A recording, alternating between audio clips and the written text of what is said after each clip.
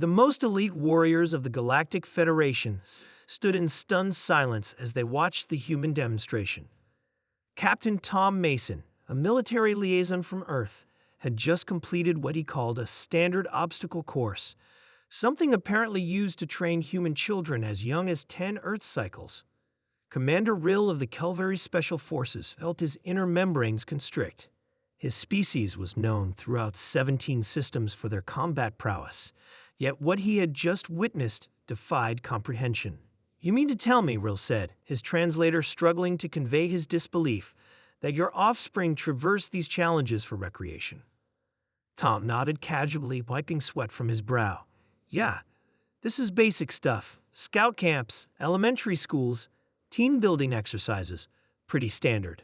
The obstacle course included climbing walls 3 times the height of an average human, crossing a pit of churning mud, navigating through freezing water, and running through a field while carrying heavy weights.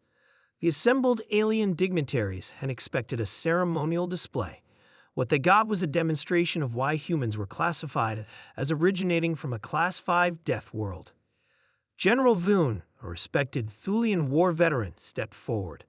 Unlike Rill's slender form, Thulians were massive creatures with thick exoskeletons and multiple limbs evolved for combat.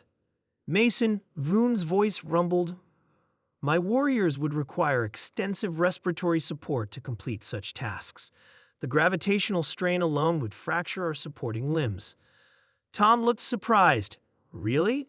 This is just basic physical training. Wait until you see our extreme sports." The delegation exchanged nervous glances. The humans' casual attitude toward activities that would be fatal to most species was disturbing. When Earth had joined the Federation 3 standard years ago, their classification as Death Worlders had seemed like bureaucratic hyperbole. Now, the aliens were beginning to understand.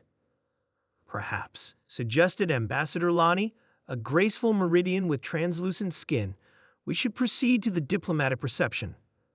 Hours later, at the orbital station's reception hall, the delegation watched with renewed horror as humans consumed substances that would poison most species. Alcohol, caffeine, capsaicin, all neurotoxins to the majority of sentient life, were being ingested deliberately for pleasure. "Our biochemistry is different," explained Dr. Alex Rivera, Earth's xenobiology expert, noticing their stares. "What's deadly to you is often just Tuesday lunch for us." Commander Rill had been studying human history in preparation for joint military exercises. "Your species has survived multiple extinction-level events, correct?" "We've had our close calls," Alex acknowledged, sipping a beverage that would paralyze a Kelvary.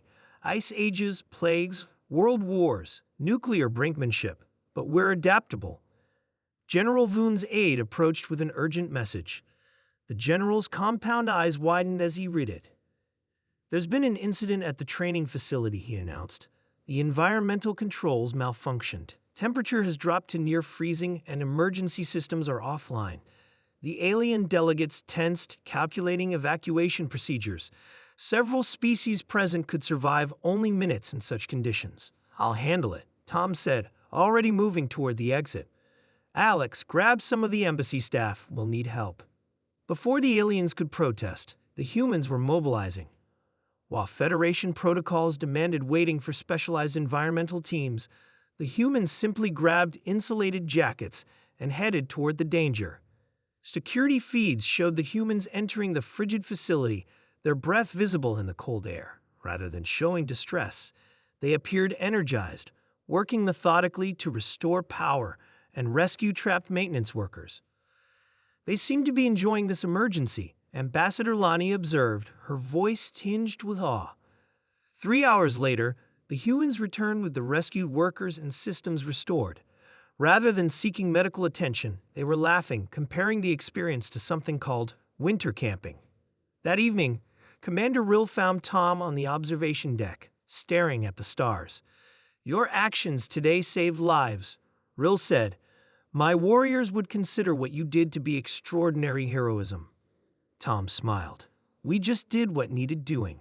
Anyone would." "No," Rill replied quietly. "They would not.